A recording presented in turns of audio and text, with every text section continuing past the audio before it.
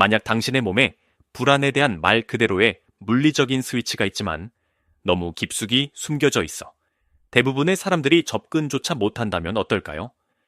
수년 동안 우리는 트라우마와 만성 스트레스를 순전히 정신적인 문제, 즉 대화나 약물 치료로 해결해야 할 문제로 다뤄왔습니다. 하지만 신체 치료에 대한 새로운 연구는 당신의 신경계가 단 하나의 특정 근육군에 20년간의 투쟁 도피 신호를 저장하고 있을 수 있다고 제안합니다.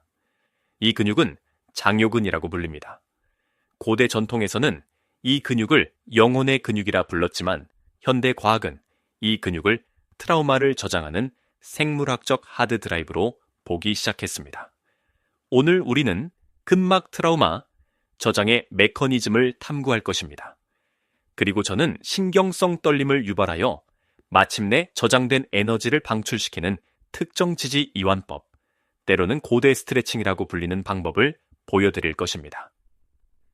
스트레스가 많은 하루를 보낸 후 엉덩이가 뻐근하거나 나쁜 소식을 들었을 때 속이 불편했던 적이 있다면 당신은 이미 환경에 반응하는 장요근을 느껴본 것입니다. 하지만 문제는 이것입니다. 현대 사회에서 그 반응은 종종 고착됩니다. 우리는 불안이 모두 머릿속의 문제라고 듣습니다. 하지만 생체 역학적으로 불안은 신체적 상태입니다. 그것은 교감신경계의 활성화입니다. 자동차 사고든 상사로부터의 스트레스 가득한 이메일이든 위협을 경험할 때 당신의 몸은 싸우거나 도망칠 준비를 합니다. 하지만 물리적으로 싸우거나 도망치지 않으면 그 동원 에너지는 갈 곳이 없습니다. 갇히게 되는 것이죠. 이 영상에서는 감정의 해부학에 대해 깊이 파고들 것입니다. 우리는 장요근이 왜 몸의 모든 근육 중에서 독특한지 살펴볼 것입니다. 근막이라고 알려진 결합 조직이 어떻게 과거의 고통을 기억하는지 알아볼 것입니다. 그리고 마지막으로 우리가 문화적으로 억압해온 신경계를 재설정하는 신체의 자연적인 진화적 메커니즘인 떨림 현상에 대해 살펴볼 것입니다. 이 비디오가 끝날 무렵 당신은 의식적인 마음을 우회하고 그 신체 이완에 접근하는 방법을 이해하게 될 것입니다. 생존의 해부학, 장요근.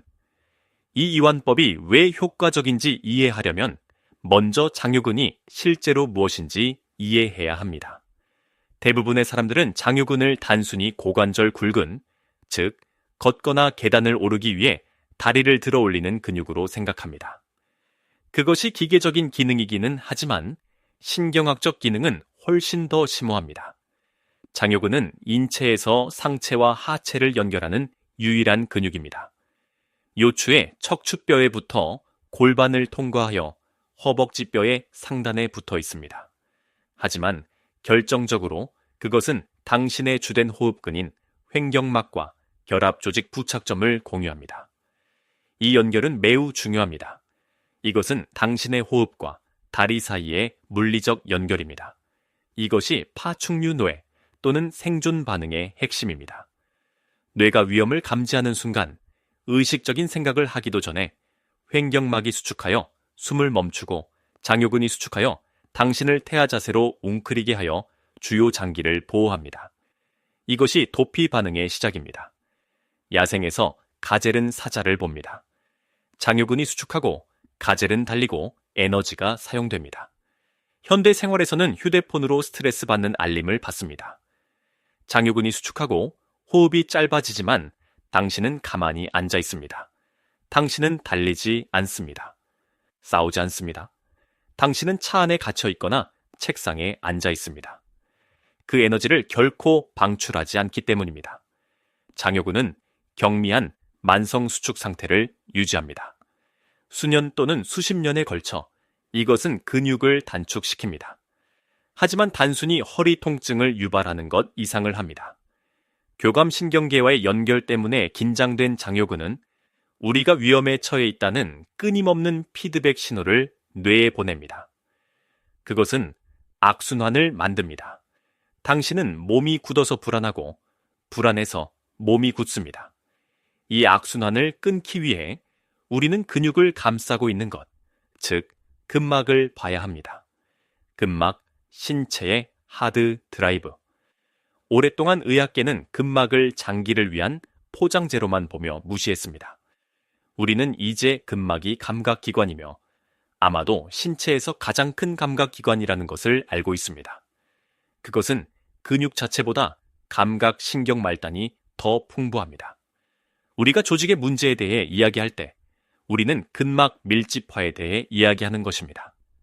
스트레스로 인해 장요근과 같은 근육이 만성적으로 수축하면 그것을 둘러싼 근막은 탈수되고 두꺼워지기 시작합니다. 그것은 유연하게 미끄러지던 옷에서 뻣뻣하고 단단한 석고처럼 변합니다. 이것이 바로 근막 트라우마, 저장 개념이 등장하는 지점입니다. 신체 및 근막 접근법은 이 두꺼워진 근막이 본질적으로 투쟁 도피 반응의 운동 에너지를 가둔다고 제안합니다. 그것은 압축되어 접착제로 고정된 스프링과 같습니다. 이것이 바로 대화 요법이 때때로 한계에 부딪히는 이유입니다. 당신은 자신의 트라우마를 인지적으로 이해할 수 있습니다. 자신이 안전하다는 것을 합리화할 수 있습니다. 하지만 근막이 장요근을 짓누르고 있다면 당신의 몸은 위협을 받고 있다고 비명을 지르고 있는 것입니다. 당신의 정신이라는 소프트웨어는 업데이트되었지만 당신의 신체라는 하드웨어는 여전히 오래된 프로그램을 실행하고 있습니다. 이를 해결하기 위해 우리는 전통적인 의미에서 장요근을 단순히 스트레칭할 수 없습니다. 공격적인 스트레칭은 종종 신장 반사를 유발하여 근육이 손상을 방지하기 위해 저항하고 긴장하게 만듭니다. 근막에 저장된 트라우마에 접근하려면 다른 접근 방식이 필요합니다. 우리는 근막 이완, 파치알, 언와인딩이 필요합니다. 이것은 안전, 시간, 그리고 수동성을 요구합니다. 우리는 신경계가 20년 동안 입어온 갑옷을 벗어던질 만큼 충분히 안전하다고 설득해야 합니다. 그리고 마침내 갑옷을 벗어던질 때 이상한 일이 일어납니다. 몸이 떨리기 시작합니다. 신경성 떨림, 뉴로제닉 트레머스입니다. 이것은 종종 사람들을 당황하게 하지만 세상에서 가장 자연스러운 현상입니다. 이를 신경성 떨림이라고 합니다. 자연 다큐멘터리를 보면 동물이 포식자로부터 탈출한 후 즉시 풀을 뜯어먹으러 돌아가지 않습니다. 안전한 장소를 찾아 몸을 떱니다. 1분에서 2분 동안 격렬하게 몸을 떱니다. 이것은 발작이 아닙니다. 이것은 방출입니다. 동물은 말 그대로 과도한 아드레날린과 코르티솔을 털어내는 것입니다. 이는 스트레스 주기를 완료하는 것입니다. 떨림이 끝나면 동물은 조절과 항상성 상태로 돌아갑니다. 인간도 이와 동일한 메커니즘을 가지고 있습니다. 이는 우리의 생물학적 특성으로 내장되어 있습니다. 그러나 우리의 고등뇌, 즉 자아는 이를 억누릅니다. 우리는 떨림이 약함, 두려움 또는 통제력 상실의 징후라고 배웁니다. 그래서 트라우마를 겪을 때 우리는 몸이 굳어집니다. 떨림을 억누릅니다. 그 고전압 에너지를 장요근과 그 근막에 가둬버립니다. 우리가 논의하는 이완 스트레칭 또는 프로토콜은 자아를 우회하고 이러한 떨림을 다시 불러들이도록 고안되었습니다. 이것은 생물학적인 리셋 버튼입니다. TL 트라우마, 해소운동, TN 트라우마, 트리메리리즈 익서사이즈이나 자발적인 신체 이완과 종종 연관되는 이러한 떨림에 대한 연구는 이 떨림이 중추, 신경계에서 비롯된다는 것을 보여줍니다. 이것은 근육 운동이 아닙니다. 그것은 신경계가 기혈을 전환하는 것입니다. 이러한 떨림이 안전하고 통제된 환경에서 활성화되면 교감신경계의 각성 상태, 투쟁 도피에서 부교감 신경계의 회복 상태, 휴식, 소화로의 전환을 촉진합니다.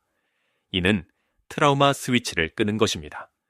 많은 사람들이 이후에 강렬한 감정적 해방감, 울음 또는 단순히 깊은 가벼움을 느꼈다고 보고합니다.